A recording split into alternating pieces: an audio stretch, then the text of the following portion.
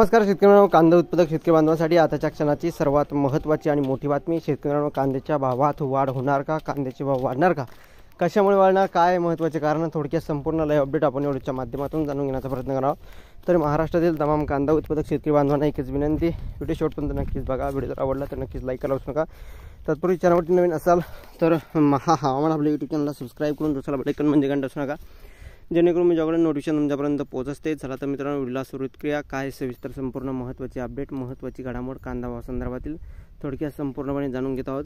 जसे की तुम्ही या ठिकाणी स्क्रीनवर बघत आहात, कांदा भाव संदर्भातील महत्त्वाचे अपडेट आपण जाणून घेणार आहोत। कांद्याचे भाव वाढणार का? कशामुळे वाढणार? काय वाढणार? त्या संदर्भातील महत्त्वाचे अपडेट। कांदा पुन्हा ग्राहकांना रडवण्याच्या तयारीत, दरवाढ होणार। कांद्याचे दर क्विंटलला 4252 रुपयावर गेले आहेत, त्यामुळे येत्या काही दिवसात पुन्हा कांदा ग्राहकांना रडवण्याच्या तयारीत दिसते आहे। लोकसभा निवडणुकीमुळे भाव नियंत्रणात ठेवण्यासाठी केंद्र सरकारने कांद्याच्या निर्यातीवर बंदी घातली होती। निवडणुकीच्या काळात काही अटी शर्तीवर ती बंदी उठवली होती, मात्र गेल्या 2 आठवड्यात कांद्याच्या दरात वाढ झाली। बाजारपेठेत 2 आठवड्यात कांद्याचे भाव 30 ते 50% वाढले आहे। आगामी बकरीदपूर्वी भारतीय बाजारपेठेत कांद्याची मागणी वाढली आहे। गेल्या काही आठवड्यात कांद्याची आवक कमी झाल्याने आणि बकरीदच्या काळात वाढलेल्या मागणीमुळे दरवाढ अपेक्षित आहे। मात्र सरकार लवकरच कांद्याचे दर नियंत्रणात ठेवण्यासाठी महत्त्वाचे पावले उचलू शकते, असा विचार करून व्यापारी कांद्याची साठवणूक करत असल्याचं बोलले जात आहे।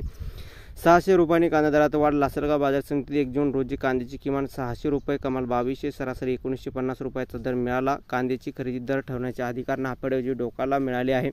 त्यांनी चालू आठवड्यासाठी 2100 रुपयाचा दर ठरवला, मात्र बाजारभावापेक्षा हा दर किमान 500 ते 600 700 रुपयांनी कमी असल्याने शेतकऱ्यांनी नाफेड व एनसीएफकडे पाठ फिरवली आहे।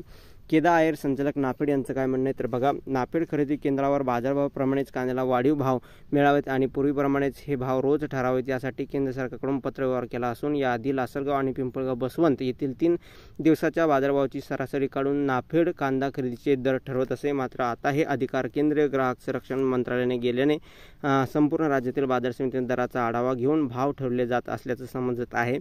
केदा आयर संचालक नाफेड यांचं या ठिकाणी मत प्रतिक्रिया त्या ठिकाणी मांडलेली आहे।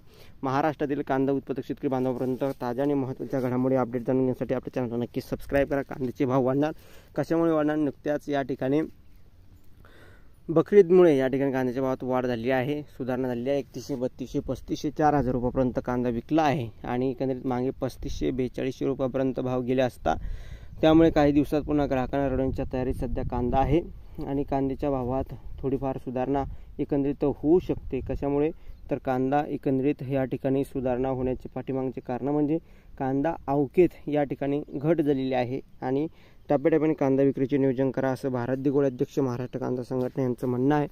नक्कीच कांदा दर वाढतील आहे आणि टिकतील आहे, असं त्यांचं वैयक्तिक मत प्रतिक्रिया मांडलेली आहे। धन्यवाद। लाईक, शेअर आणि सबस्क्राईब करणे